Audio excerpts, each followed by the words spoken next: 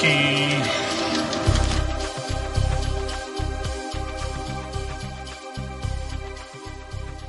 Welcome to round 17 of Eat the Buckle, the horror movie battle royale podcast that puts two movies in a weekly head-to-head matchup where the loser will remain in the ring another week, and we will be forced to watch it repeatedly until there is one movie left standing in an effort to determine the worst horror movie ever made.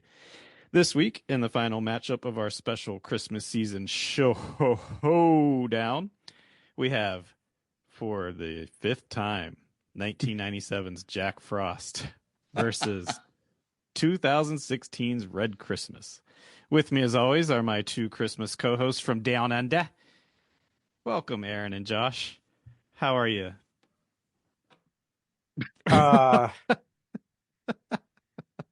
I guess I'm a little confused, guys. I thought we were doing the Arliss marshmallow. I can't do it. I can't. No, now you have to sit in it. You sit with your shame for the rest of this. And we're gonna make this one a long one now. So for the viewers at home, can I take a screenshot for the blue sky? Josh is sitting as discussed in last week's episode with his marshmallow. I thought we were all going to show up as Arliss. Robert Wall No. with marshmallow Oh my on our god. chest. Nope. But We didn't cameo Shannon Elizabeth for that bit.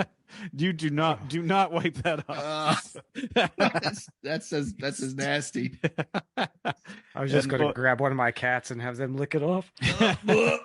For the listeners out there, he really sold that in the pre-record too. With my camera's not working, and then what a reveal! Man, that was a quick ad lib too, because I was just going to have it ready when we started this session, and I was like, no, because I won't get their reaction. What was that? It was just shaving cream. That was like $6 of shaving cream. No, it's a little handheld. Did you buy that just for this? No, that was in my handheld or my travel kit. Well done. Well, that'll be on our blue sky if it still exists. It won't after we post that picture.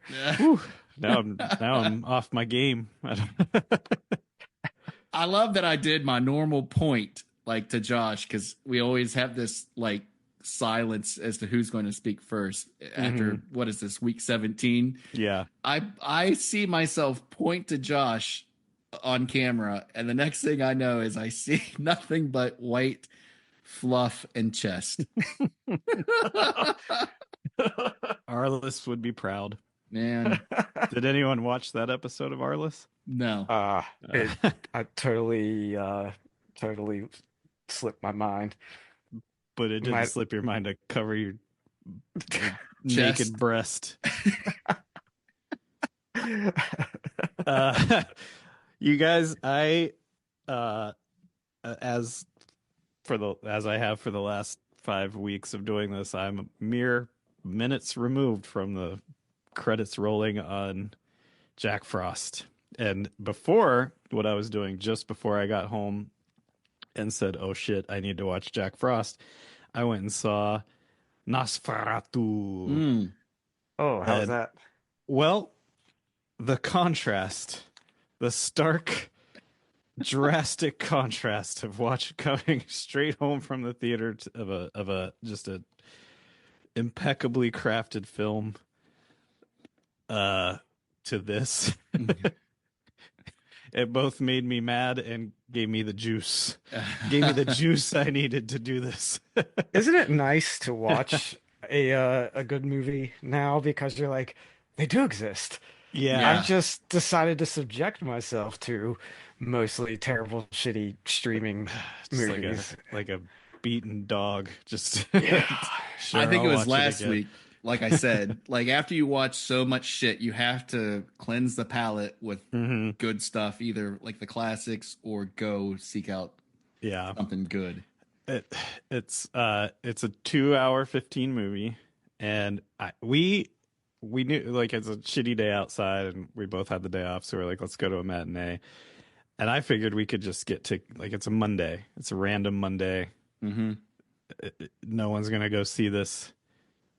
So I didn't purchase tickets in advance, and the only seats available together so that me and Erica could sit together were the whole theater was sold out except 2 seats in the very front row for a 2.5 hour movie. Oh my. And so you didn't really see it. You saw everyone's chin. And there's a lot of subtitles. And like sometimes they're at the very top of the screen. I literally had to like contort my body to look up to try. And these are even like reclined seats, and it was still like very hard to see. But Star Wars crawl subtext that close. Yeah, but very good movie. I really want you guys to see it because I have a lot to say about a certain aspect of it that made me laugh out loud. Overall, it was really good. If you like Robert Eggers, any of his other, like The Witch or The Lighthouse or The Northman, which I'm a fan of all those, it's fucking awesome. The guy can make a movie, and then to go from that to the dregs of the fifth week of Jack Frost was startling. We had planned to do that, and then it got too late in the day, and the theater times did not. I also hadn't watched Jack Frost today, so it was like by the time that we would have got to the movies and out, it was like I would be rushing to get on camera to record.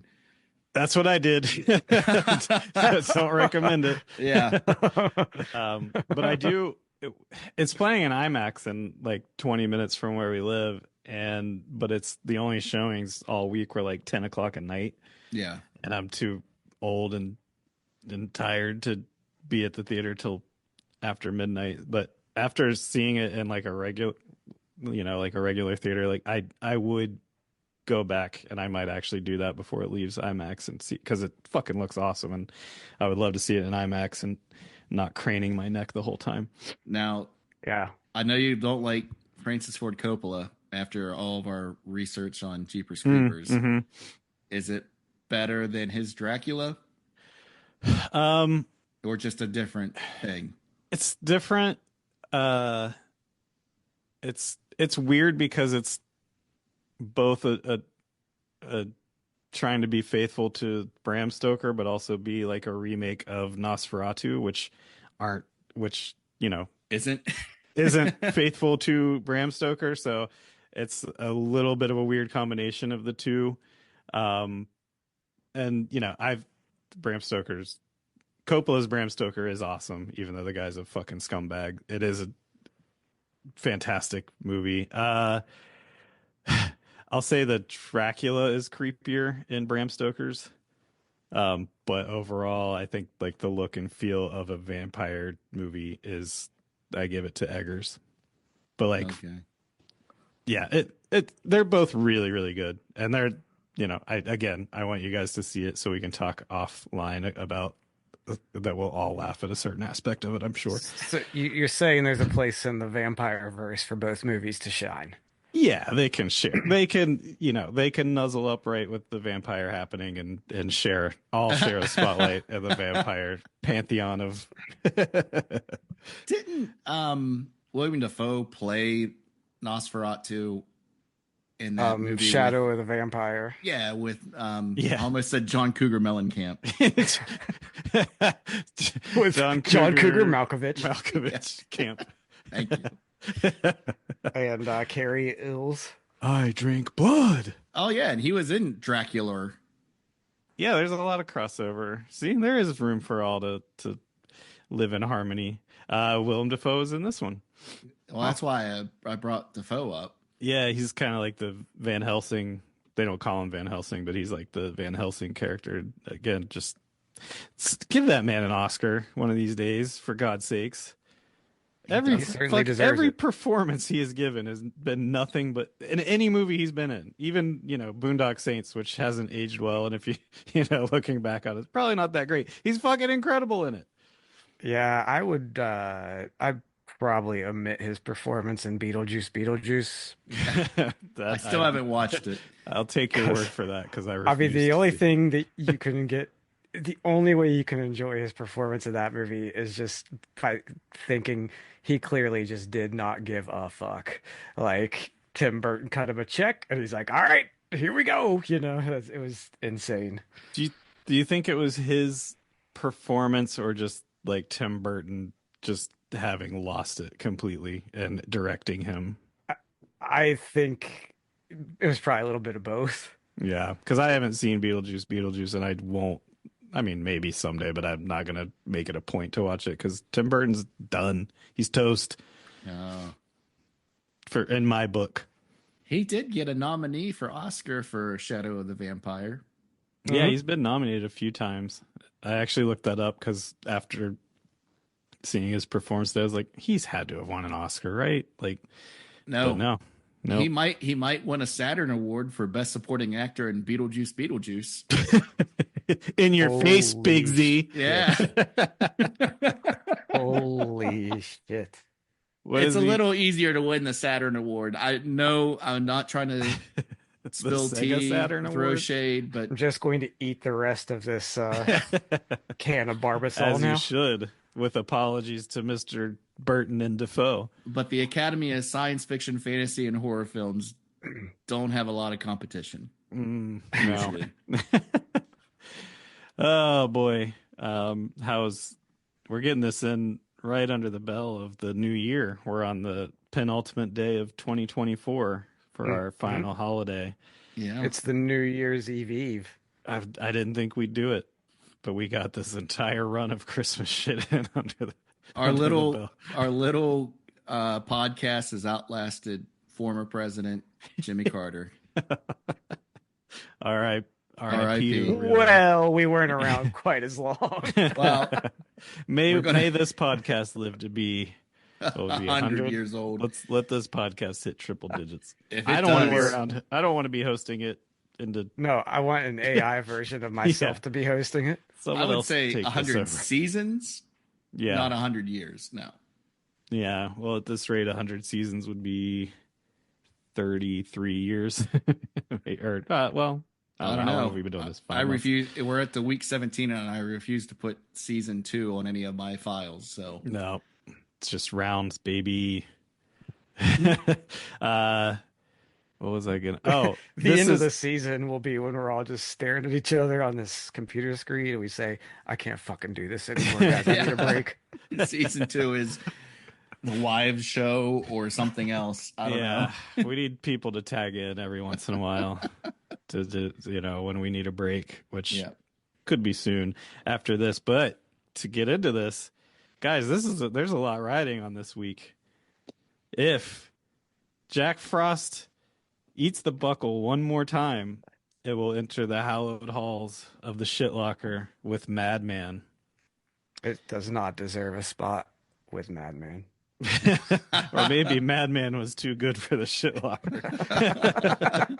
In But retrospect, that's what the shitlocker is all about. At some point, they will come out come out of retirement for Dust it off. Yeah. Yeah. Because that's the thing is like when the way that we just ad hoc we're choosing movies, it's not like we went to a list. Like we didn't want to go off anyone's established list. We just were like, here's some movies. Here are some reasons why I want to go back because I haven't seen them for a while, or I've never seen them. Like I can always think of Rare Exports with you, Jared, where it was like I've never seen it. I just wanted to, and I was like, it doesn't deserve anywhere to be anywhere near the podcast.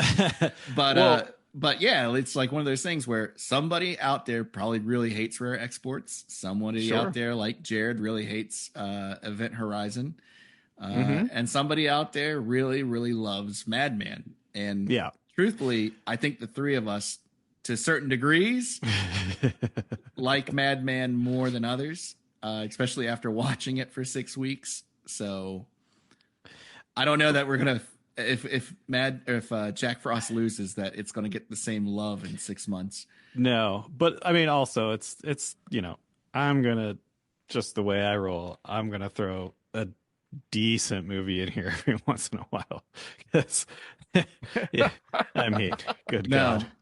Once the Band-Aid was off with my first few picks, I have gone straight to let's get into it. And that's because that's I know the name my of the game too. My tastes are a lot a lot thicker. My skin is a lot thicker, obviously, to Dan Haggerty's Elves in terms of movies I love and could watch weekly. Yeah. Well, we'll run the gamut. We'll do, good, medium, bad, terrible, shitlocker. But now, after talking about all these good feelings that we have for old movies, let's talk about this week. Yeah, let's get into the contender that could try to upset Jack Frost from its true title in the shitlocker. It is 2016's Red Christmas. This was written and directed by Craig Anderson, starring, I'm going to say, the great Dee Wallace, David Campbell, Jeff Morrell, Sarah Bishop, Gerard Dwyer, and Sam Bazooka Campbell as Cletus, who is sure to find his way among the pantheon of slasher icons such as Freddy, Jason, and Madman Mars. I will punch your fucking lights out. Yeah. This was released in only in Sydney, I believe, on June 17th, 2016. I could not find a budget, but the domestic. So if this was released in Sydney, does the domestic take mean here? Domestic is U.S. Domestic is U.S. and Canada. Okay, so do you know what the domestic? I do, and I think we could release movies that we did in college and make $2,255. Oh no, that was the worldwide domestic, the opening weekend domestic. Oh, $280. $280. Imagine putting what I assume is this man's heart and soul into this movie, getting the release and seeing the numbers come in. The domestic opening, like what a kid would make at a lemonade stand on a hot summer weekend. Holy shit. But yeah, that means it only ran in one theater, right? Like, I didn't have that info, but I mean, probably. But even then, like movie tickets being like anywhere from $10 to $15, probably. It's not a lot of tickets sold even for one theater. Oh man. Well, I mean, a low budget Christmas horror movie with a political message. Who wouldn't want to go see that? Yeah. So let's get it. I didn't realize Michael Moore made a horror movie. So this movie, Red Christmas, is about a dysfunctional Australian family. They were definitely Aussies, yeah. Well, except for the unexplained reason of Dee Wallace. Dysfunctional Australian family's Christmas is interrupted by a cloaked figure who is looking for his mother, and Dee Wallace's past comes back to haunt her in a very violent night. Is this movie way in over its head with weighty socio-political themes? Yep. Will it eat the buckle? Let's find out.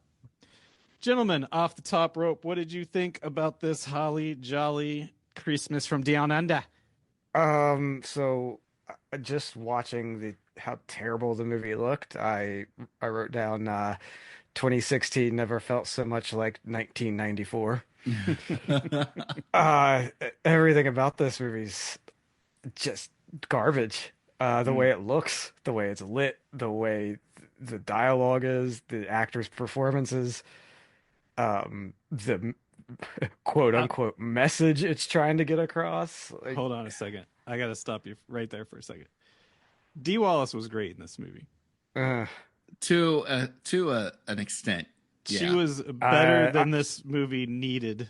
She had one good scene. I think the scene where she was freaking out about Cletus being in their home for the first time was a pretty good performance. I think the rest of her performance is pretty on par with the rest of the shitty actors in the movie.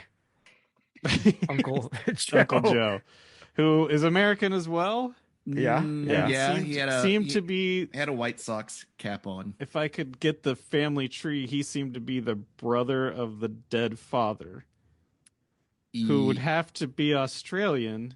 He was because born in Australian Australia. genes are strong. But the other kids were Australian, but the uncle is American and the mom's American, and the uncle is the brother of the dad, who makes you assume is American. So let's do this, because this is more thought that went into this. It was just, let's get Dee Wallace. She'll work for free. Yeah. For our message movie. She was the producer as well. Yeah, exactly. everybody involved in this outside of Dee Wallace, Australian. Mm-hmm. The one woman whose name she dies first, is that Hope? Sure. I hope so. let's say she's Hope. That looked like MIA. I was like, all right, I understand how everyone fits together. Maybe someone's Uncle Joe's kids, but really, I think just everybody was Dee Wallace's kids. Yeah, they were all her children. Yeah. Yeah, that was definitely a nuclear family. Well, somehow. yeah. But she was younger than Cletus the fetus, so I would have to say maybe she was adopted at some point along the way. That's what wait. I think she was actually a niece, but I don't know whose niece. It's not really clear. Maybe she was Joe's daughter. It doesn't make any goddamn sense. I thought it might have been Joe's daughter, but it really doesn't. They don't care. There's 16 seemingly different characters that all somehow act the same throughout the movie. Shitty. They're all assholes. Well, that's a directorial and writing choice, yes. But I did feel like, all right, Dee Wallace is going to be Jared's Dan Haggerty, because everybody else in this movie is just there. No, I wouldn't go that far. I just thought she gave a performance better than what this movie deserved. Well, like Dan Haggerty. Oh, okay. And then again, when you start your movie with an attack on an abortion clinic, and you actually show dead fetuses on the wall, the real life ones, I'm assuming, you get to a point where you start to bring up IMDb to be like, who was involved in this? Because I was waiting to see it produced by Dean Cain or Kevin Sorbo or somebody like that, where I was just like, all right, this is going to be perhaps a Cameron sibling, a Kirk or Candace. I was like, we're already real heavy-handed in this. And abortion is one of those things where, again, as three middle-aged men, we don't have a lot of skin in the game, no pun intended, but it's just like, maybe some guy isn't the person to write this movie as preachy as it's going to get. Yeah. Like, if a woman wants to come by and has personal experience with this and build it around a horror movie, because like you go back to like Rosemary's Baby, there were a couple movies this year that I didn't see yet that were about that, and it just gets to a point where it's like, make a movie like Rare Exports. Like, you don't need to have a political spin on everything. Now, again, if you were somehow a bucket baby like Cletus the fetus, then I guess, you would grow up and be like, I feel like I need to speak my truth on this. But it just was so, like, this was the first movie, like actual movie the guy made, right? Craig Anderson made. Yes. All right. When your documentary, I think he had some shorts, but when your documentary about making the movie is 10 to 15 minutes longer than the actual movie itself, you're sniffing your own farts like the Boondock Saints guy did, whatever the fuck that guy's name is. And I just was like, there were parts of this, especially like the Dee Wallace stuff, where I even made the note. I was like, Dee Wallace is going to save this movie, because. And then it got to a point where I was like, I'm actually feeling like good about this. I all the Govee, like overexposed lights, I thought was a good choice. I did too. I thought it was terrible. But it was unsettling. Like, I'm watching a movie and it goes from shaky cam, then it looks like a multi-camera sitcom, then it looks like a horror movie, then it looks like a comedy, then it looks like cheap shit, then it doesn't. Like, we're not talking about Oscar-winning Freddie Francis here coming in to save the day. This is somebody, I hate to use the word auteur, because it's not like the three of us could do any better with however much money, life savings that the guy spent on it. But I beg to differ. It just, I'm trying to be diplomatic.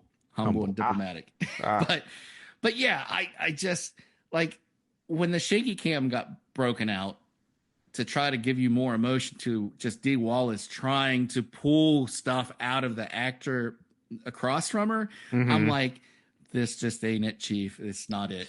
Yeah. So before we get to any more notes, we should do a little, since we've gone far ahead. So the movie is a family at Christmas. As Aaron said, it starts with at an abortion clinic with an in progress abortion, I guess, and then an activist bombs the clinic and then takes the fetus. Say his name. Cletus the fetus. The bucket baby. Then 20 years later, we go to the family at Christmas. They're visited by a man in a cloak who, in a scene before, he just happens upon a guy who, for some reason, just wants to kill him and pee on him. And Australian Iggy Pop was not having Cletus the fetus show up in his hollow. Yeah. And he didn't really have, again, this is Australian, and the very first note was, that's not an Australian's knife. I thought a Crocodile Dundee. It's not a knife. And that's not, that was a Rambo knife. That wasn't a Crocodile Dundee knife. But he did do the Australian thing of randomly pissing on a stranger. Sure. So Cletus shows up to their house and wants to read his letter, and they take him in out of the kindness of their heart. And he reads a letter which implicates that he is Dee Wallace's failed aborted fetus. And they kick him out because she's, doesn't want to be approached by her past because she's hiding it from her family. Her husband's dead. She doesn't want to, she aborted the kid because she didn't want to raise a special needs child without a father figure. So Cletus then wreaks havoc and murders all of them somehow because he can't walk. Like, he shuffles around. He's I don't even want you're giving this more time than it deserves, because you just way gave more the fucking time. You just gave the reasons why this movie sucks in the way that it's like you can have in a horror movie, just like in sci-fi. Let's talk about present day issues and mask it well enough so that it's not like Black Christmas that we all love. It's in Black that Christmas, movie. Yeah, and handled it way more progressively way more progressively. In 74. Yeah, because the thing is D. Wallace. I keep want to say D. Snyder. I'm sorry, D. Wallace. Her character has legitimate reasons for her own body autonomy. Like, hey, my husband is dying of cancer. I already had this litany of kids anyway. Yeah, I'm already dealing with one special needs child, which again is not like a negative. It's just the fact that she's already having to deal with all these kids.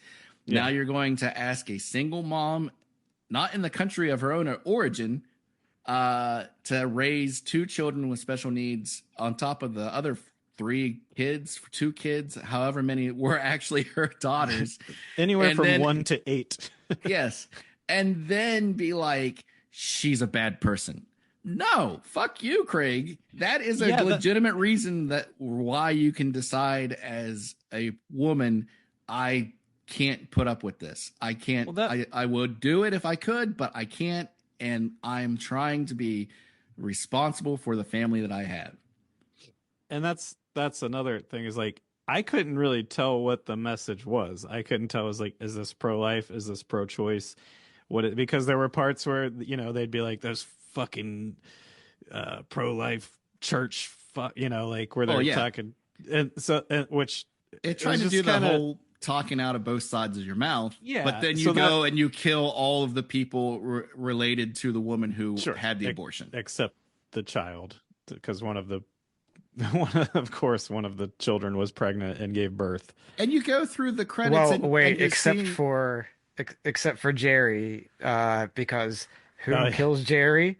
Dee Wallace kills Jerry. Yeah, she pulls an She Ellie finally got what she wanted to do in the first place, right? Like, right. But that's the thing. They were very heavy-handed about that not being the case. You go through the credits and you see this ultra-Orthodox guy that did bomb the abortion clinic, raised the kid.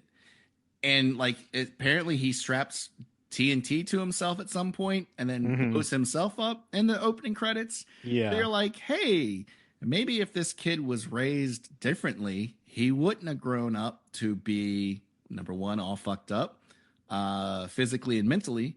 And number two, probably wouldn't have taken it out on his mom, who, to her credit, actually did let the kid in, smelling a piss. And and they had that one. I will say, like, that was the only cool part in the setup, which it did the Jeepers Creepers thing of just drag it, or like, you know, where everybody wants to be Tarantino and drag this shit out to where it's like, oh, we're going to do a talkie scene. And the talkie scene didn't work. The only thing that worked in all the talkie stuff as table setting was the part where Cletus the fetus is like, where they ask him, like, do you want to take your cloak off and, like, you know, get comfortable? And he's like, it keeps my skin on. Yeah. Like, that was a good, yeah, like, line. But the whole point of, like, randomly having the Mia or MIA looking girl allergic to peanuts, she steps on a couple peanuts so she can't scream, I guess. And then somehow Cletus the fetus, who can barely walk, has enough power, upper arm strength to bone tomahawk someone. Split a human being in half with one swing. One swing. Like, straight bisection. Yeah. And then... which was pretty fucking cool looking. There were cool deaths in this movie. There were really cool deaths in this movie. You that's gotta the one give credit good where it's thing due. I will say is that the kills that come in this movie were creative. They were fun, especially at the end of the movie. I thought it was, you know, Dee Wallace puts a hook attached to a chain into it's like a boat anchor. What was that thing? Yeah. Well, it was supposed to represent the anchor the necklace that she had with the snake going around it. Yeah. Which there is a biblical allegory that I can't remember as we record right now. Yeah. She puts that hooked into Cletus's guts, and then she takes off running and jumps off a balcony or out of a window and hangs herself and disembowels him at the same time. Yeah, that was cool as hell. Pretty fucking cool. Yeah. I like the deaths in it. However, what I didn't like is how you can barely tell what's going on the screen because of how fucking artsy fartsy and how, as Aaron said, up his own ass this director was. You can't tell what's going on. It's poorly lit. Except for how well lit the fake CPR dummy was that was supposed to be Dee Wallace. The whole shaky cam thing combined with the in and out of focus that's supposed to emulate like stressful, intense situations, like that kind of filmmaking's always been boring to me. It's that Steven Soderbergh shit that I just think it's just makes a movie hard to follow, and it was used very poorly in this movie. I think, like, and to Head's point earlier, that some of it looked cool, and had he just chosen one specific style to focus on, right, it would have been a much better movie. But to try to throw so much into the mix and not, you know, it was too much, and some of it looked really bad. I did think some of it looked cool.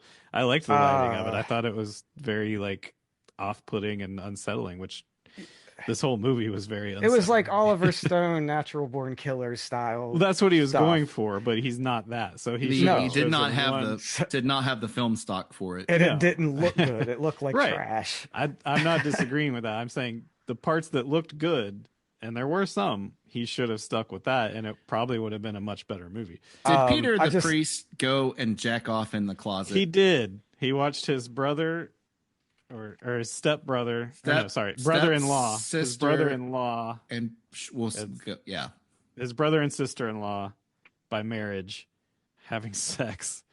A priest. And then he went and cranked off and got in the bathroom. Yep. Every time the pregnant woman called him Peter, it sounded like she was saying pedo. Peter. So there's like one scene where she just keeps going pedo. Yeah. Yeah. Maybe. But like to finish my point, to agree with what Aaron was saying and just kind of echo it, The issue of abortion is one that's difficult to talk about, one we were already going to tackle in this podcast, but it was definitely shouldn't have been tackled by someone that doesn't have the intelligence or the talent to handle it, and that's exactly what happened with this movie. Yeah. It's like you gave Glenn Danzig the idea to make a Christmas movie about abortion, and this is what he hands you.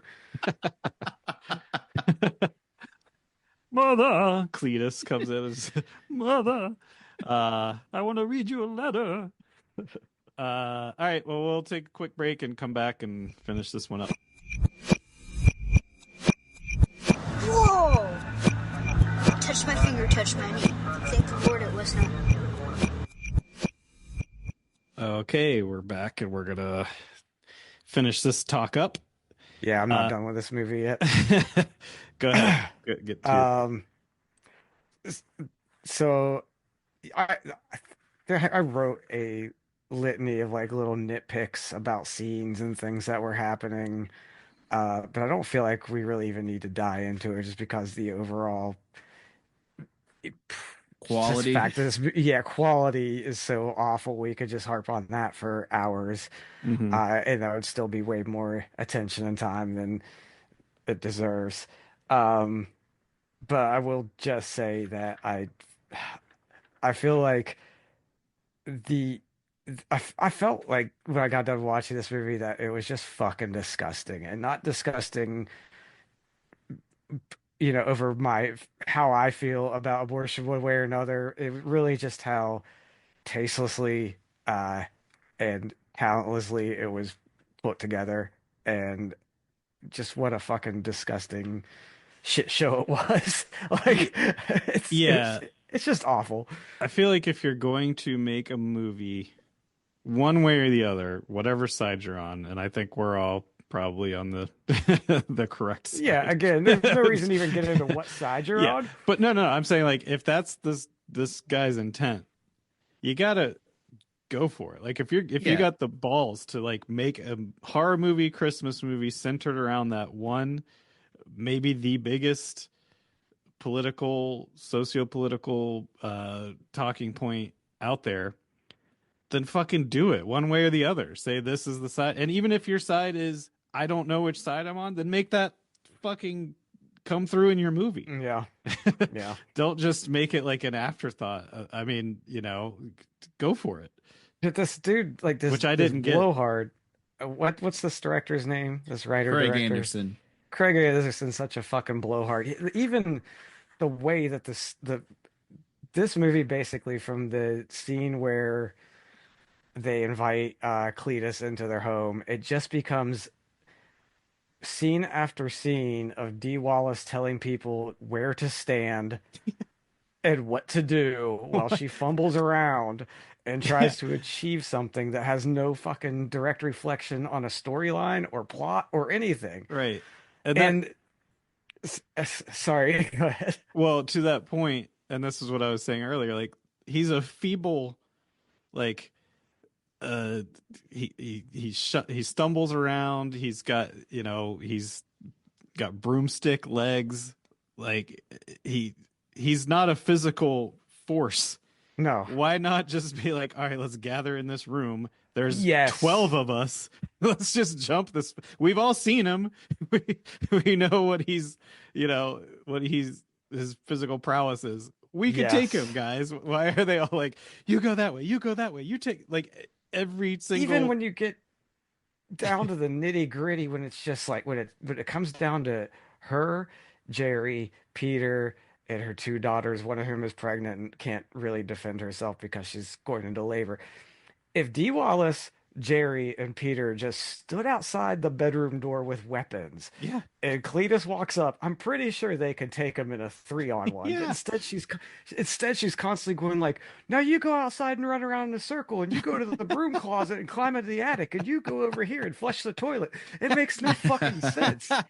I feel real bad for Dee Wallace because I get the feeling since she worked for free, produced it, like this is a big thing for her. Like this is a something that she wanted to speak on and have out for people to like hash out, like let's really talk about it. But it fails in this auteur's hands because it's not a good setting. Like if it was a movie that worked on its own and made you think without having to be so ham-fisted and then so amateur hour in the cinematography and everything else and the characterization of again, it's like 8 people being the same character. Yeah. Mm-hmm.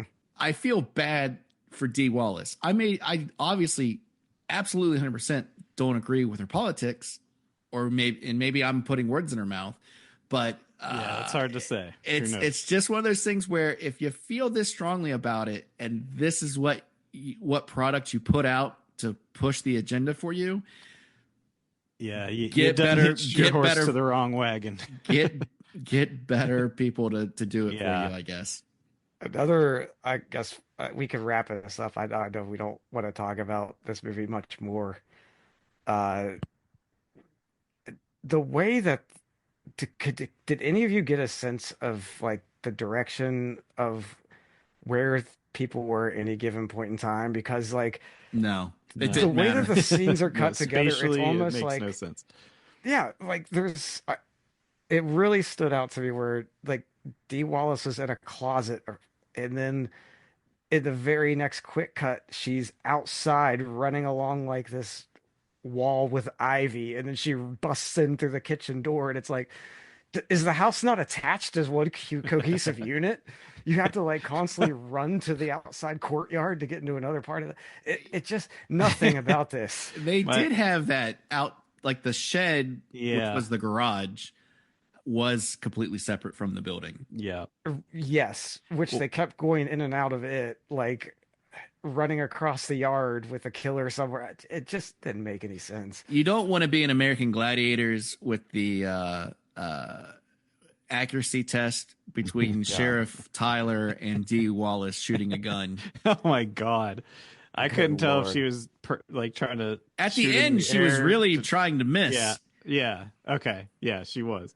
With the pistol? Yeah. For some reason, she decided the bullets. And then Pastor or Priest Peter, who could somehow shoot a shotgun 80 yards away and not hit Dee Wallace. Yeah. It looked like he hit her. Who knows? And then there's like, you see Cletus the fetus walking up to the Fiat branded Dodge Journey, and you're like, Peter, say something. Peter, say something. And I do have DIY top tips if we want to run through them.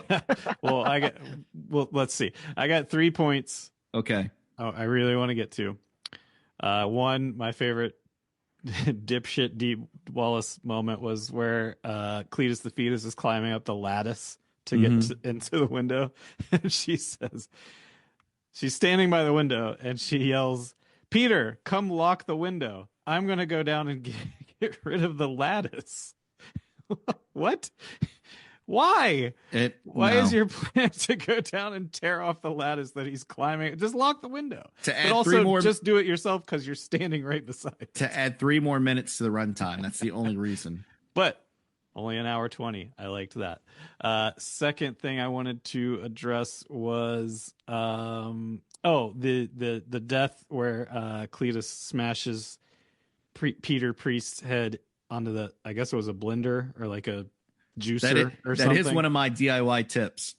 That was fucking honestly one of the best kills I've seen in a horror movie in a very long time. But logically makes no fucking sense. Sure, but I mean, just the blades are always in the bottom of the blender. Oh, Jesus Christ. For how badly handled this movie was with everything else, and I'm not talking the accuracy of the tool itself. Like seeing the blades of the blender go through the back of his head and like seeing his eyes scramble. That was cool as hell. Yeah, I don't care. I see you shaking your head. I don't care how accurate it is to the blender. It was a cool fucking creative kill that I haven't seen anything like that in a long time. And that goes a long way with me when I'm watching a dumb shit horror movie. I agree. I said it earlier. I think the only thing this had movie going for it was some creative kills. Yeah. I actually did appreciate just about every kill scene in the Yeah, movie, despite the fact that it didn't make any sense. That person committing the murders wouldn't physically be capable of it. sure. Uh, Um, but yeah, I mean, give credit where it's due. This guy does have an eye for some cool gore and an eye for horror. mhm. He was just in way over his head making this kind of movie, Yeah, and it failed in every sense. and agreed. My third and final thing I want to talk about, we probably should move on. Aaron, if you want to give your DIY tips, we can. But the third thing, and I think we're bearing the lead and would be remiss if we didn't talk about what this fucking thing looked like when he took his hood off. What Cletus the fetus is, the effects, the what was it? Why was it? I don't know. It looked like a paper, like something from a. It looked No one's like gonna know sloth. that, like It like a looked green like Jello sloth. video, sloth. But okay, so did I It miss was like it was sloth and a mic. It was sloth in a Phil Collins video. looked like worse than like way more deformed than sloth? But so here's my question: and did I miss something where like was Cletus aborted and a failed abortion, so he was affected by whatever goes into aborting a fetus and survived it, and that's why he looked like that? Because if not, and they're just saying like he had Down syndrome and he looked like that, then that's pretty fucked up.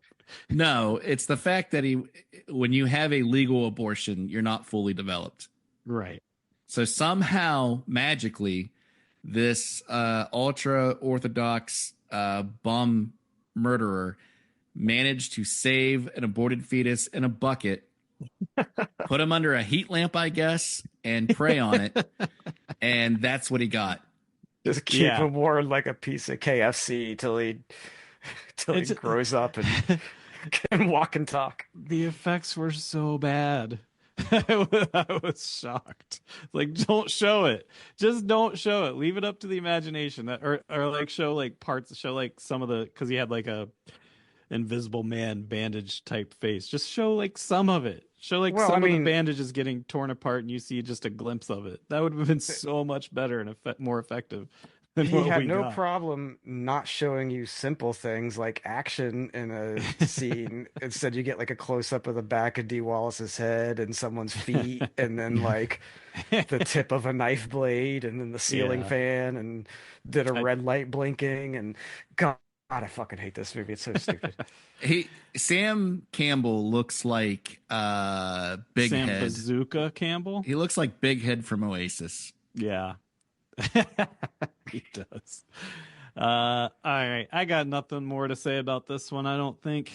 No.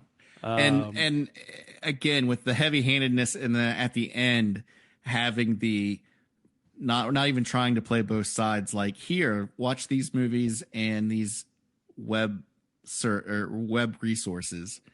Like, it just, like, the only one thing that's again, the one thing they had was Citizen Ruth, which, do you remember that movie that came out in the aughts where it was trying to play both sides of the abortion issue? No, I don't. All right. It was like, remember for like 5 years, everybody loved Michael Moore, and it was just like, oh, there are bad actors on both sides. Don't include me in that. All right. But yes, I do remember. Yes. It was a movie. It was the guy that did Election had that movie, which everybody loves. Alexander Election. Payne? Yeah. Oh, I love his movies. Well, check out Citizen Ruth, which I saw once, I think, on HBO back in the day, and I was like, this is not real life. Because again, Craig Anderson, I don't know your background. Dee Wallace, I don't know your background. I have more of an understanding of Dee Wallace wanting to have a message movie. I don't know that Craig Anderson was the one to do it. And this isn't a no man can write this script. Sure. It's the fact that you definitely should not have wrote the script. Yeah. And even like I said, like I'm and not a pro-lifer, movie, like, but Yeah. No, wait, hold on. Let me finish. Sorry, go ahead. And a horror movie like atmospheric, unsettling, slow horror, like body horror, that type of stuff, that's one thing. Yeah. To have a slapstick horror comedy where you paint everyone involved with the aborting mother as evil in some way and deserving to die, that's fucked up. That's not playing both sides. That's why I was looking for the Dean Cain producing, because I was like, this is definitely agenda based. This is not both sides of your mouth. And was this supposed to be a comedy, and that's a serious question? No, I don't think it was supposed to be. Okay. I don't think there was an attempt at comedy in this. Maybe the Joe character. His background, everybody's background is comedy. Yeah, Cletus the Bazooka Joe or whatever. And you name your fucking monster Cletus the fetus. Yeah. Well, and I want to make this point. Like, these Australians are fucking weird, man. Again, like, I'm pro-choice. And if this man's and you know, fuck the other side, gonna just say that. But if this man's agenda, and it's unclear to me watching this, but if his agenda was pro-life, that's fine. Like, I'm not gonna watch this with the eyes of like, oh, it's a pro-life movie. Fuck that. That's not going into my review of this movie. I can set that aside and think, was it good? Was it bad? So I want to make it clear, I wouldn't watch this with the eyes of like, oh, that's against my principles, so I'm not going to try to enjoy it. Just so, you know, I can set that aside and actually review like the content of what we get. And it wasn't good. Oh boy, we should probably take another break before we play a game. I guess so. Oh yeah, we never got the home improvement tips. You're on the clock. All right. Let me load them up. Give me a sec. I can tell you from memory, the very first top tip, the Eat the Buckle DIY tip, is don't chop wood while smoking jazz cigarettes. I've done that before. Yeah, that's dangerous. Well, I mean, immediately after, I would say. Maybe not during. And then... Unless Max is around to help you. I didn't get split in half.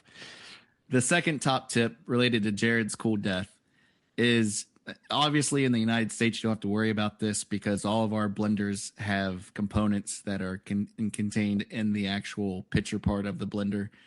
But maybe in Australia, you have to worry about this. Obviously, don't leave your 5-inch bladed blender out on the countertop for anyone just to be backed into at high speed.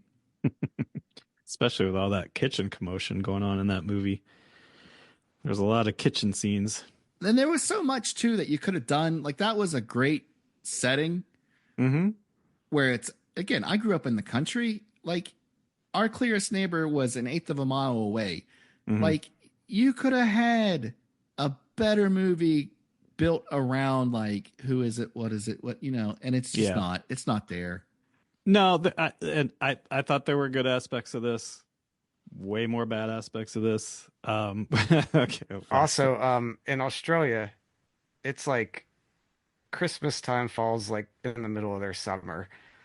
The winter falls in the middle of summer down there. I mean, it's like 90 degrees. It's just warm. Yeah. Christmas time, it's like 90 degrees.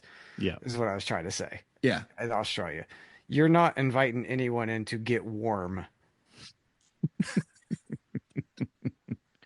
Also, where was their house located? You're going to tell that fuking piss-smelling leper to take a hike. It looked like Cletus went on like a Lord of the Rings journey to get there. He was not in New Zealand. Find that place. He was... No, but like he went through like wilderness and stumbled upon, you know, like every time it showed him not in the house, he was in like a different setting of like, you're in the wilderness. Now you're in a desert. Now you're in the fucking mountains of Mordor. Yeah, wherever Iggy Pop the Grey was. And how did he get there? He just walked. And that was the thing. I'm done. I'm done with it. Let's, the best way to sum that movie up was I put in quotation marks at the end of my notes. I was like, well, there you go. Like there's nothing you can say. It just, well, there you go. I actually wrote down, well, last time we watched a movie about incest and Nazi elves, why not this? And right before the break, I just want to say Why did D. Wallace come up with the plan to like hide cell phones everywhere and be like, call this cell phone every 30 seconds? Why weren't you using those cell phones to call the police every 30 seconds or to call neighbors or anyone you know and be like, this is happening. Someone come help us. Instead of taking the things that give you communication in the outside world, hiding them in flower pots like Easter eggs around the fucking property and then telling them to call them every 30 seconds. That could have been in the sequel. Oh, what a dumb fuck movie. All right, let's take a break and come back and play a game. How's that sound? Fine. All right. Sounds wonderful. Look, I made special. Honey, I just cleaned up after your special oats. But these are extra special. They're very... All right, you guys ready to play Not as special as that snowman Two that you Truths made and a outside. Die? Yes, Two I Truths and a Die? am. No. Oh, this might. What is that a pun on? Well, you've heard of Two Truths and a Lie. No. Oh, I've heard come of- on. You've never I've heard heard of of Two Truth or Truths? Dare. Well, Two Truths and a Lie is like, if it's like could be a drinking game where you go around and everyone says two truths about themselves and then makes up a lie. And then if you can guess the lie, that person has to drink. Okay. You've never heard of Two Truths and a Lie. There's I've probably heard of- some terribly racist name for it that I've heard growing up that I don't know, but I never did this in college as a drinking game. No. All right. Well, then By the way, we're into week 17 Mhm. of a show named after a drinking game, and we've never explained how to play the drinking game. I don't remember. I've looked it up. And I None of couldn't us find it. remember how. That's because we made it up. Did we? Yeah. Well, first of all, that's the question. Did we actually make it up? Second of all, it's how do you play that game? Did we make up the rules or did we make up the existence in our brains? Because I remember Base Stash more than I remember Eat the Buckle. Like how to play. I remember Eat the Buckle involved both cards and dice. Yes. I forgot the dice. There were That should dice be- and cards. That should be the first sign that we made it up ourselves. I think. Yeah. Yeah, All right. you can't trust dice with drunk people. All right. Two truths and a die. So I've got for each Christmas. Hey, I movie- need you to give that title a little more oomph. Two truths and a die. There we go. Yes, there we go. All right. For each movie we've done in this Christmas season, I have compiled two truths and a die. And I'm going to read them out to you. Three facts, possibly taken from IMDb trivia. Uh-huh. Two are true, one is not. You will write down which one you think is the lie and reveal them, and whoever wins gets the point. You can share points. So you're going to have it item 1, item 2, item Yep. 3, so I don't have to write the whole item down. Correct.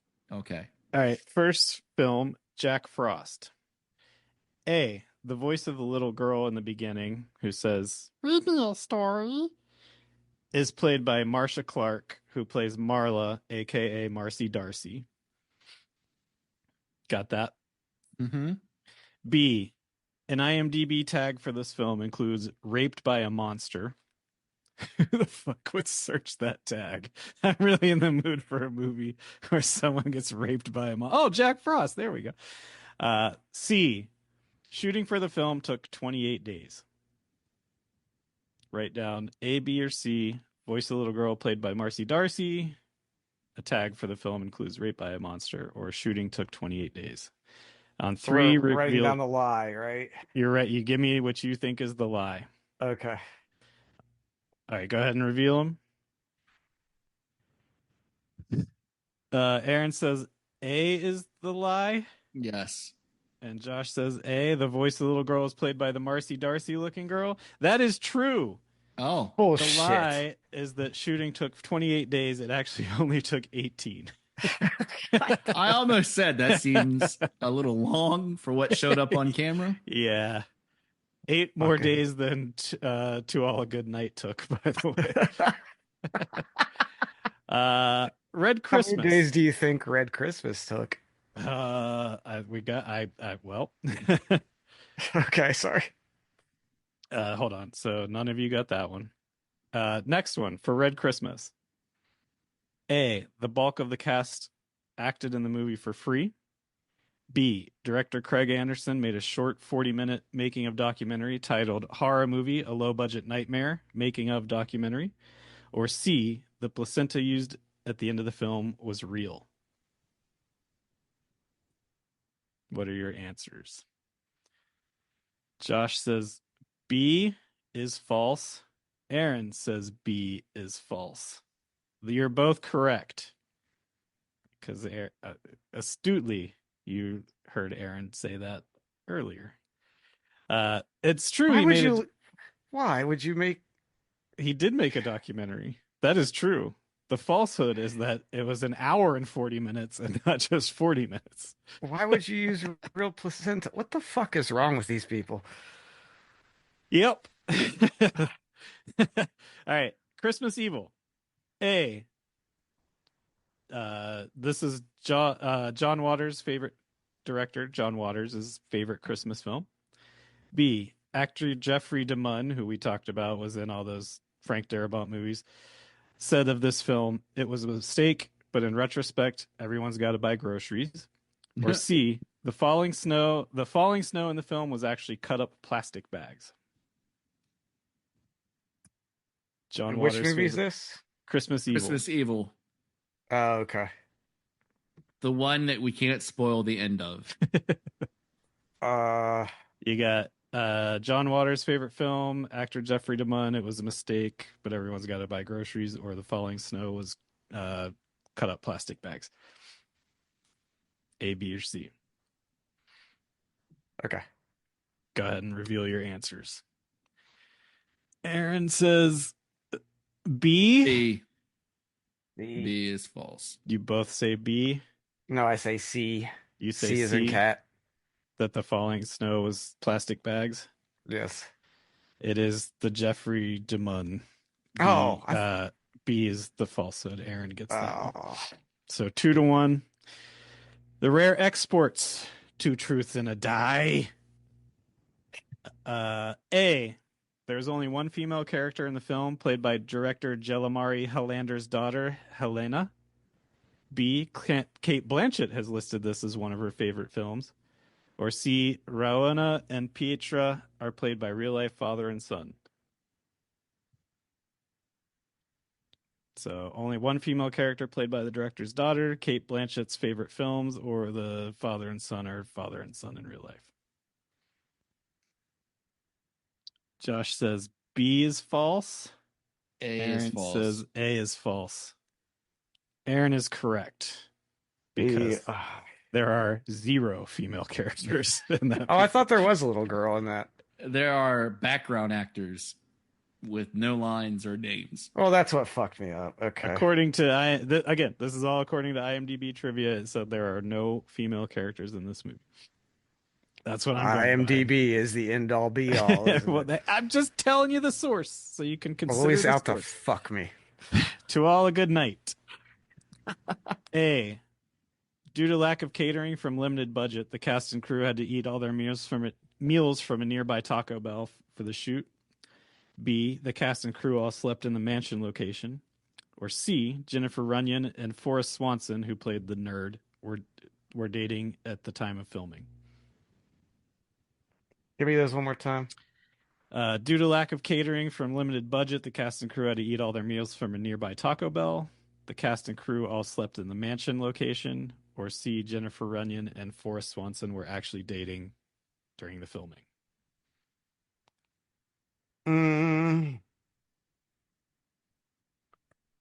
Okay, show us your answers.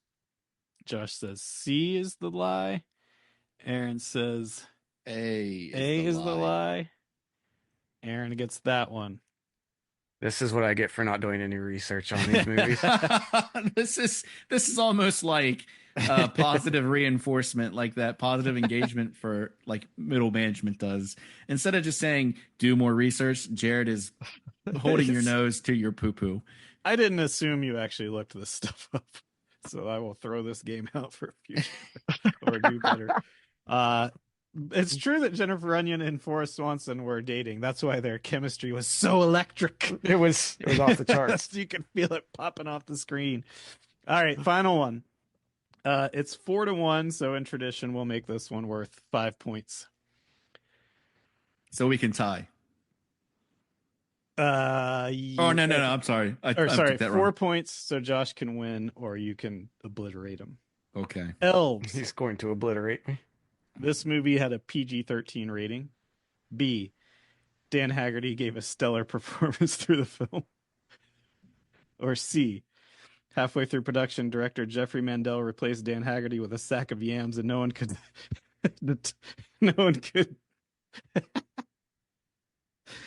tell any difference between the effort, ability, or charisma between the two.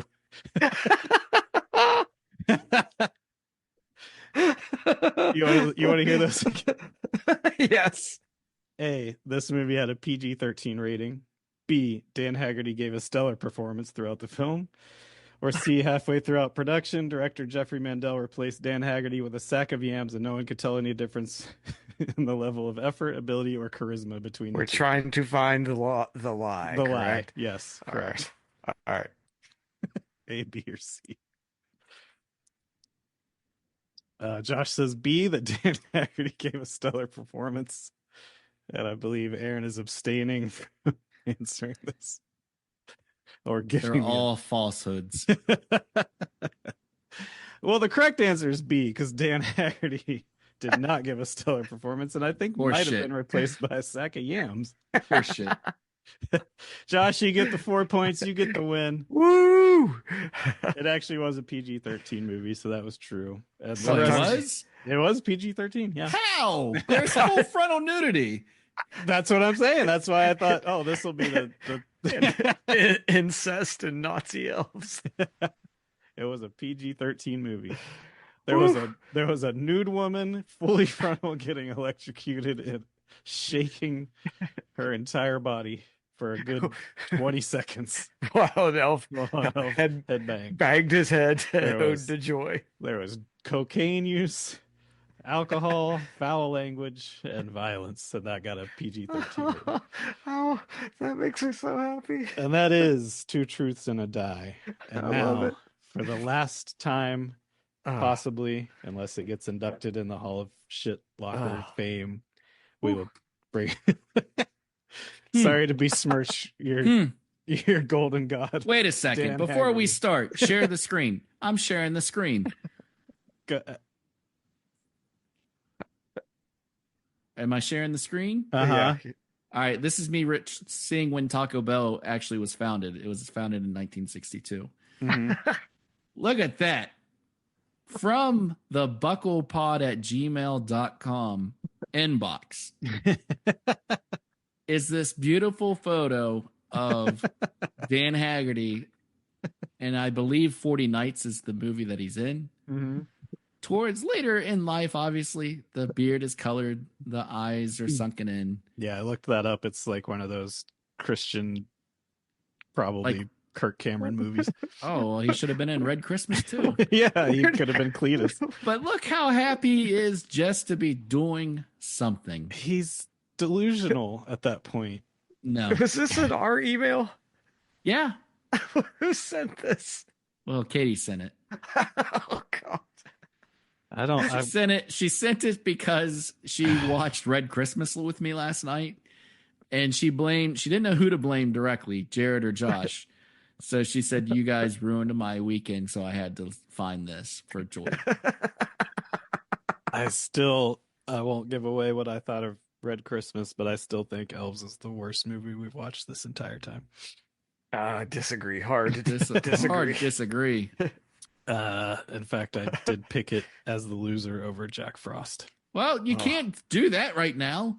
No, I'm saying I picked in the Elves episode. I did pick Elves over Jack Frost. Oh, okay. Just saying those were my thoughts for the record. Okay. We're falling to pieces. Well, that was Two Tooths and a Dry. And someone did already week 1 out sent us a Dan Haggerty photo. Thank you. Thank you for the photo, listener. We'll put that on Sky. What are we on? Blue Sky. Skyfall. Skynet. Good God! Fucking someone talk about Jack Frost. Get me out of here. I can't. I would love to. Oh, all right. Here we go. All right. Let me find my notes. Let me. I have questions to ask. Before we get into this, I just, for the drama of it, got to reiterate what's at stake. Jack Frost could go into the hallowed halls of the shitlocker if it is deemed worse than Red Christmas. That is a big development in Eat the Buckle. Now go ahead. All right. Question number 1 I had in our 5th week of watching this. Does Paul Davro ever find out about Tommy's death? Here's the thing. I've watched this 5 weeks in a row, and I don't know anyone's name, so I don't know who you're talking about. Who's Paul Davro, of course, is the haberdasher. Oh, okay. Yes. God damn. Snow. Yeah. That guy?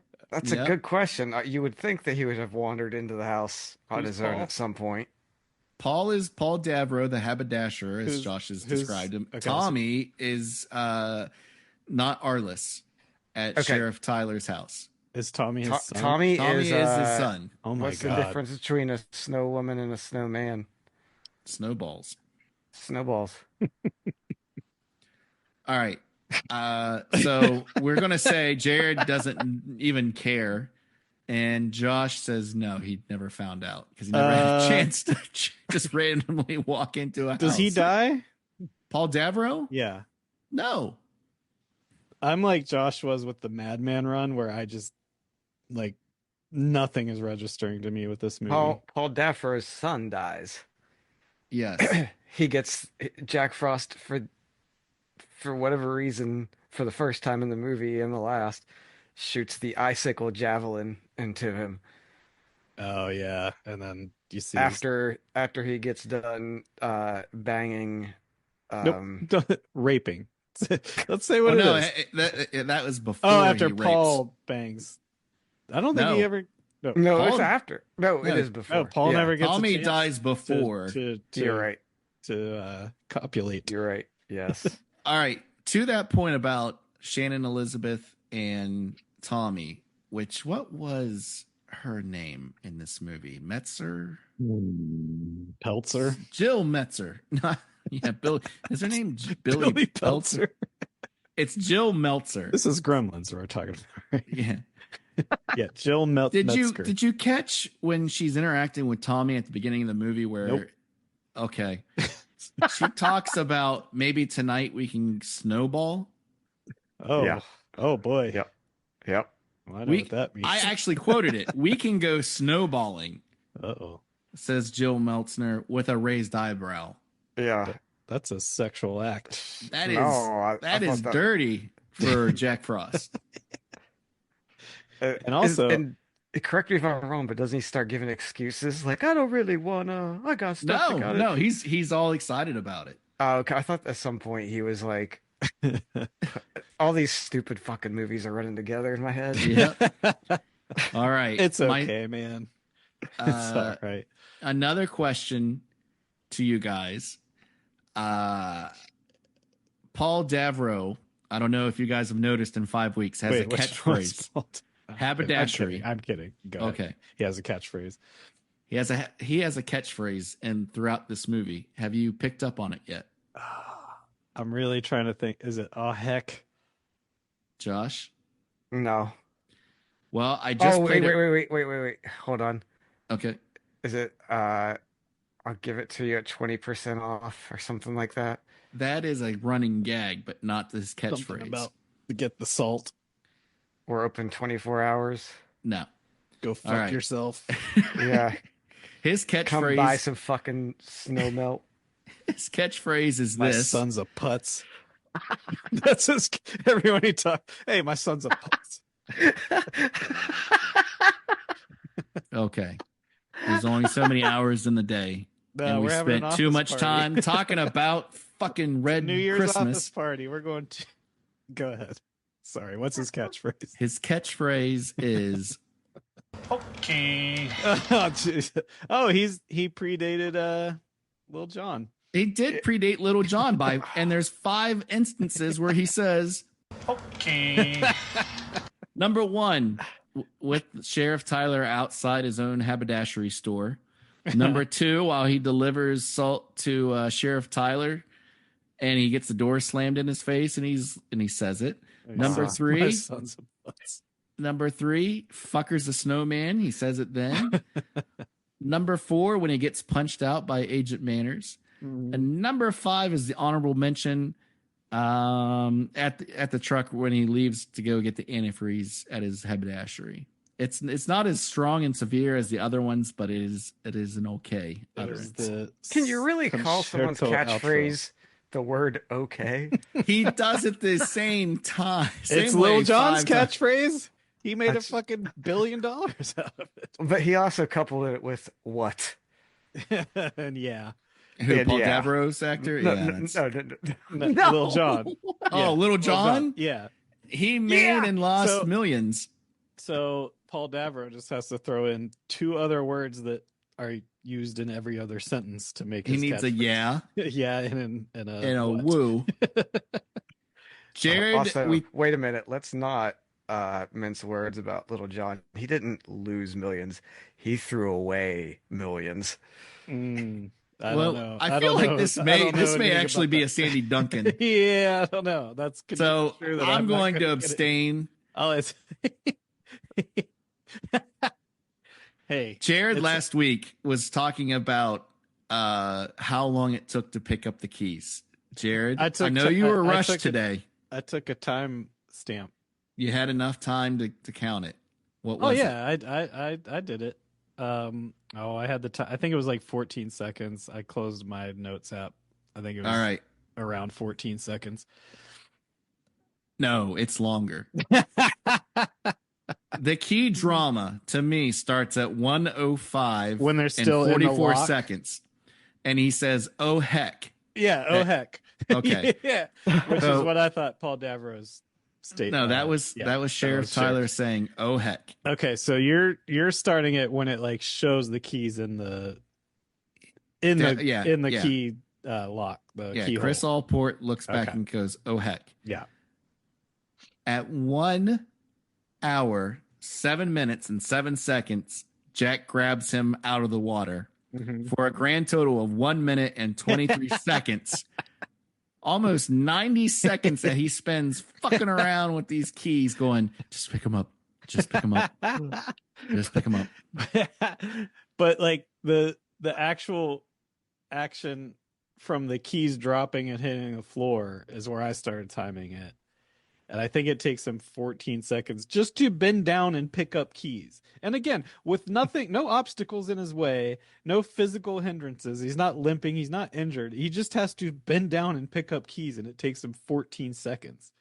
So your count was 90 from the time it shows the keys when he says, "Oh heck."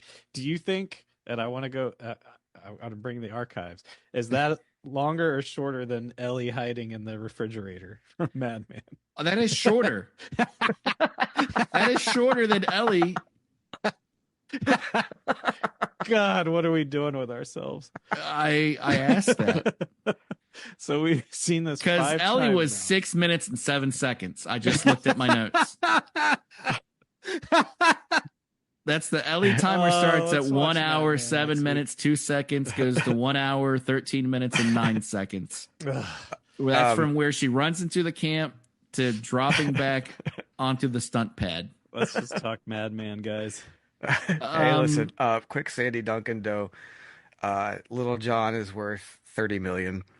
So he neither lost nor threw away millions of dollars. I'd say his millions are status quo. Good for him. He also hosts a show on HGTV. It's called Lil John Wants to Do What. Okay.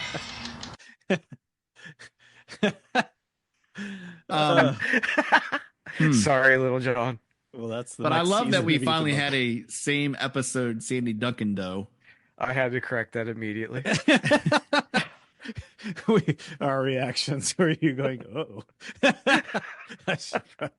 can I just do my one note on this fucking Your thing. one note. Yeah. Yes. I got nothing else to say about that, but I did. So this was produced by Apix Pictures, Yep. which is kind of the lesser man's Full Moon.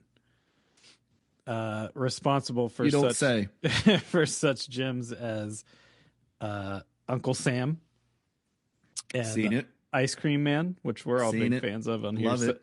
They like kind of cornered the market in the middle of the video boom, the home video boom, and they had like their gimmick was the hologram covers. Remember that shit? But I want to share this with you. I went to their website to look at what movies they've done. How do I do this? Just smash share. Smash. Okay, here we go. Share. Can you see this? Yep. I can. So this is a list of their movies, and we're looking at Virtual Combat, Witchcraft, Baby Blood. So they have a roster of movies where every cover is Virtual Combat. Virtual Combat, and then down here, Immortal Combat. Every cover is a scantily clad woman, probably has sex in the movie. Seduce Me is the name of a movie. Sorority House. Not Mystery Kids. No, look down here where I circled every cover, and there's, what are we looking at, for maybe 28 to 30 movies here. Every cover is either a monster, a Mortal Kombat looking ninja guy, or a chick in leather next to nothing clothes. And then there's Mystery Kids. Look at the expressions on those kids' faces. And Do you think they're looking at a nude woman? Yeah. The tagline is digging up clues. Wait, Those now go. are two kids that found Playboys out in the woods. Why the fuck is this on their roster? Wait a minute. That's a good question. But now go two over from that. Oh, wait. Do you see what's right over from that? Yep. Corey Feldman in Voodoo. And then you want me to go over here to Is skip? that That's is that a Ted Raimi. Raimi? Oh, friend. I Yeah. believe that is a Raimi. That And is then Teddy. A rip off of the American Psycho cover. That was before that. Has to be. Oh, yeah. It has to be. But I have seen a movie on here, at least one of them. I've seen, well, I guess Uncle Sam's on here, but I have seen I'm going to Uncle double Sam. down that was not before American Psycho. Oh, What, it has Skinner? to be. No. It Oh has my to be. god. That No. looks like it's from 94. Yeah. Well, Duncan, When do you think that American real quick. Psycho came out? With 90. After this, oh, that was for like sure. 2000 something. Ted Raimi did not look like that when American Psycho came out. All right, I'm going to get to the bottom of this. American Psycho came out in 2000. And Skinner, Yes. the movie, Skinner. 1993. Yeah. Wow. So anyway, I think at some point we're Wait. Ted, we have to watch this. It's got Ted Raimi, Tracy Lords, yeah. Ricky Lake, and Richard Schiff. Okay. I was going to Throw it in say, the I gauntlet. think we are on a collision course of a season of Full Moon versus Apex. Oh, With no. all of this, and I won't do it. I'll put this on our blue sky. This I won't do it. Look at this roster we You have guys to can choose find from. another fucking co-host. You tell me you don't want to see what Grimm is all about? Or That's the Brothers Grimm, I'm pretty sure. well, I'd watch that, and I'd watch Skinner. I bet we watched some of these at sleepovers growing up. Probably. On Skinamax. I'd watch the shit out of Corey Feldman in Voodoo. Guarantee you we saw Dark Secrets. I bet you Mystery Kids could make the shit locker if we really wanted to. Was Voodoo the one that was supposed to be? All right, that's all I have. I've seen Werewolf, I which was the think most nondescript one on there. That was my only Voodoo note might have about been Jack the Frost. unofficial third part of the Tales of the Crypt trilogy. Oh, then what are we doing here? Let's. Well, I bet you guys have a lot of Apex in your future from me. I will. You anyway, guys can sorry. start. Hey, send your applications to be co-hosts to bucklepod@gmail.com. Sorry, I derailed that. You guys can get back into the actual. But that's really the only note I had on Jack Frost. Man, I don't have much to talk about. What do you got, Aaron? Josh, you go ahead and go because I do have one bombshell towards the end I'd like to drop? I really don't have. I like most of my notes are just pretty much rehashes of All right. stuff that I've noted before. Much All right. like the Big Apple dropping on the New Year's Eve for this New Year's Eve office party. Drop that bomb on us, AJ. All right, let me finish and put a bow on our 5 weeks of Jack Frost viewing. So we've had this whole debate over that guy in the red hunter's cap, correct? Orange hat, yeah. Yeah. The Orange cultist. hat. His character's name is Idiot. He has in the credits a actual credit to himself. His name is Brett Boydston. Have you looked this up at all, you guys? Of course we haven't. Okay. He gets a shout out in the credits to where it's asked, how many times did you see the idiot? Oh, he's like Waldo. Or how many times, something like, can you count how many times you saw the idiot? Because, like, I don't know if you guys watch the credits all the way through. I make sure to every time I watch a movie. There's all you watch any movie. There's all these inside jokes, like, about the production, like, can I get a 20 on Yolanda? Whatever that means. But there is a question. Sounds awful. Posed to you, the viewer. How many times did you spot the idiot? We've already done it. Answer? We did it last week. You did it last week. We don't know how accurate we were, and if this does go for a watch along episode, we could. Where's Waldo it live and in your house? Yes, we can, but I'm pretty sure it's 5 times. But I don't remember off the top of my head. Oh, but I still have more notes about your boy Brett Boydston. Go look him My up. boy. Since you had this whole thing built up about this guy, go look up him on IMDb. He has had a career. Yeah, he's in Jack Frost too. He's in Jack Frost. He's in Jack Frost 2. He has been an associate producer or production assistant on all kinds of shit.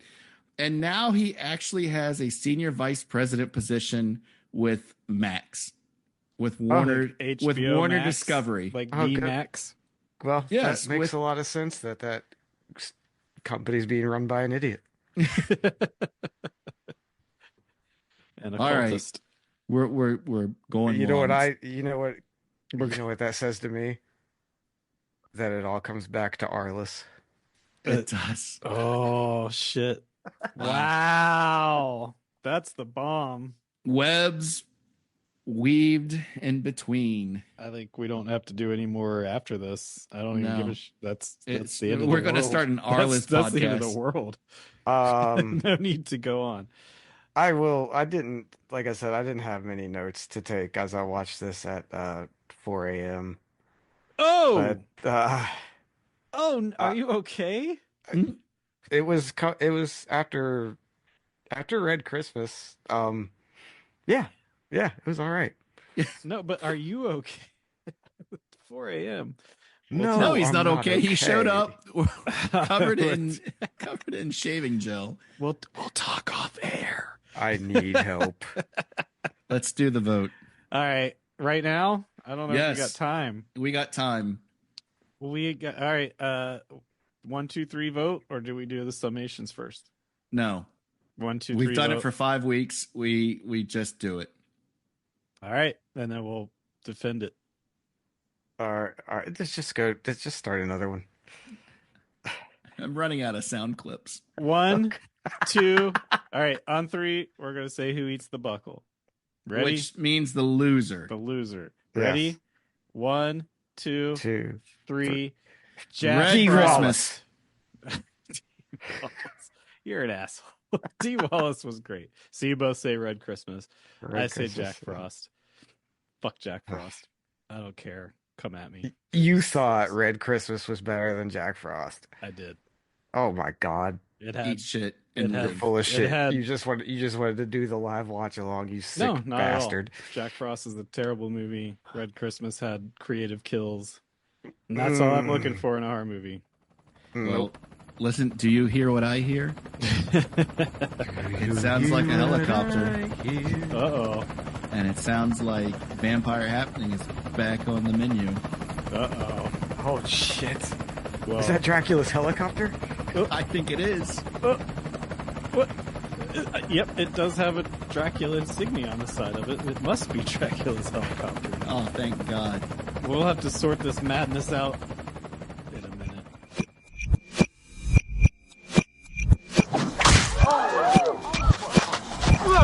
Okay. So it seems that the Dracula's helicopter that, if you remember 5 weeks ago, had taken Vampire Happening off in the mid-ring interruption where Madman Claus came out and took Jeepers Creepers into the shit locker and deemed Vampire Happening the winner. We've got a note from the commissioner. That was the wildest night of Eat the Buckle history so far. Nothing like that will ever happen again for the remainder of the show. And for clarification, Jeepers Creepers 2 is not in the shit locker. No, it's beyond the shit locker. It is lost I'll tell you in what, the woods. Head, I'll tell you what, bareback bear, if I ever see Jesus Christ. if I ever see Jeepers Creepers 2 around these parts again, I'll take him and body slam him in the middle of the ring. Bareback bear.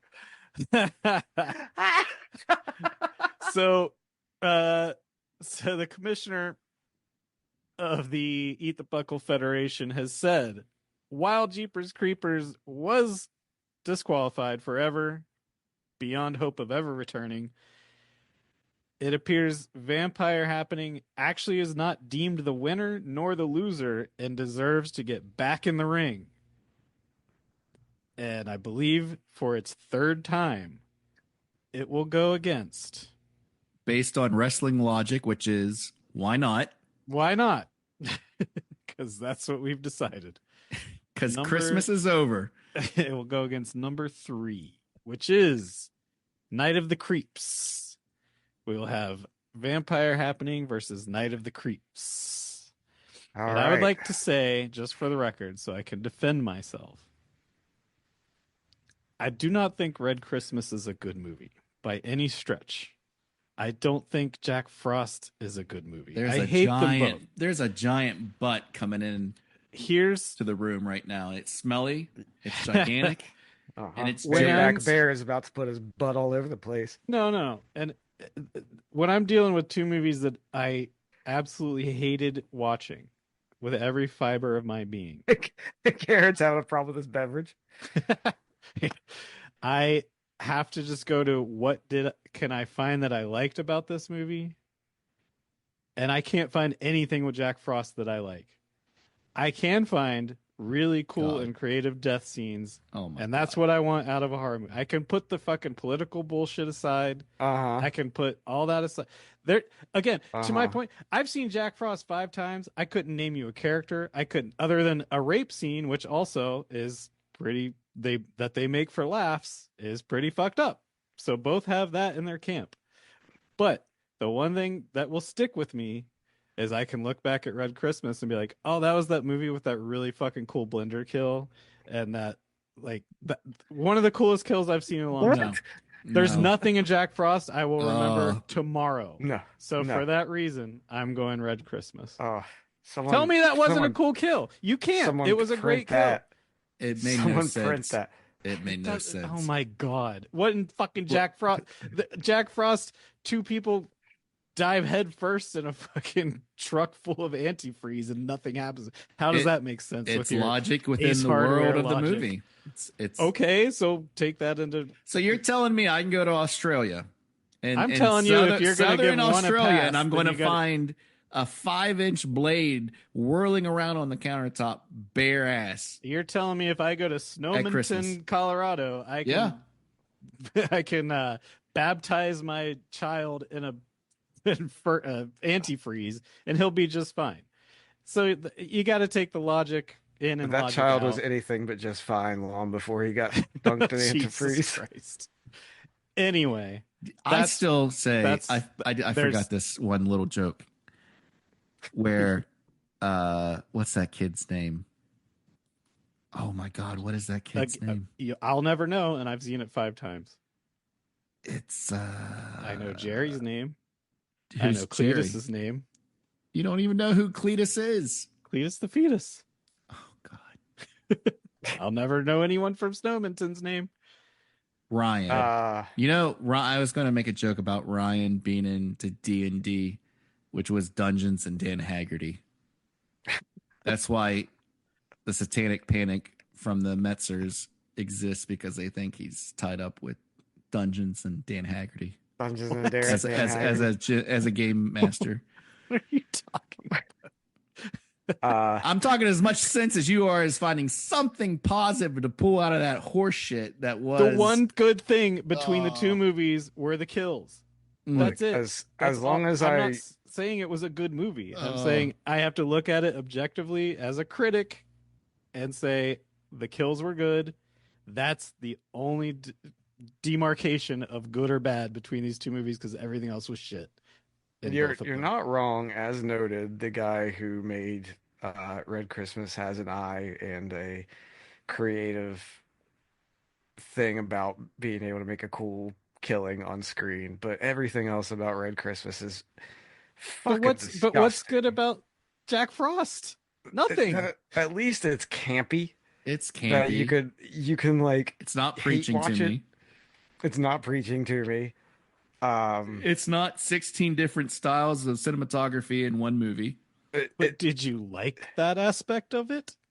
No, you like the kills in Red Christmas. So I like the Kodak film that they used. I'm not trying to change your minds at all. I semi agree with you. I'm just saying the one thing I can actually hang my hat on. Beloved actor Scott McDonald. Yeah. Oh, fuck him. And I don't think that he would for a second ever appear in a piece of trash like Red Christmas. So there might be a Sandy Duncan Doe to that one too. I think if you paid him a small stipend, he might show up for that. He acted a lot across from Harrison Ford in Call of the Wild. Good for him. But anyway, again, I respect your guys' opinions, and better. I'm not far off from you. I think these are both terrible fucking movies that I'd never want to see again. I just have to objectively say the one thing that stood out to me, and I will remember for a long time, are the kills. Jack Frost, I'll fucking forget as soon as we stop recording this. I never have to watch it again, thank God. Counterpoint. I've already forgotten this movie like I did to All a Good Night. That's fine. Listen, whereas I remember Special and Extra Special. I remember Paul Davro's. Okay. I remember obviously the unfortunate rape scene. I remember all of the cosmopolitans that gave their lives to Jack Frost's love letters to Sheriff Tyler. I'll remember finding out that Chris Allport died in a snow avalanche. That's already more than I remember about Red Christmas. And that's more than you can say about To All a Good Night or Red Christmas, besides D. Wallace. You just leave To All a Good Night. To All a Good Night was probably my favorite movie we watched this whole I feel time. I will say, looking back on putting a bow on it on our Christmas miniseries, that Elves was my favorite movie that we've watched in all of this in 17 weeks. But I feel like after 17 weeks and how many Christmas episodes, that it's all time to get rid of the Christmas cheer and go back into the brutal winter of vampire happening. And is it Night of the Comet or Night of the Creeps? Night of the Creeps. Oh boy. So last thing I'll say is, I'm glad we did this for the Christmas season. It's now behind us. And Josh really wanted to watch that live.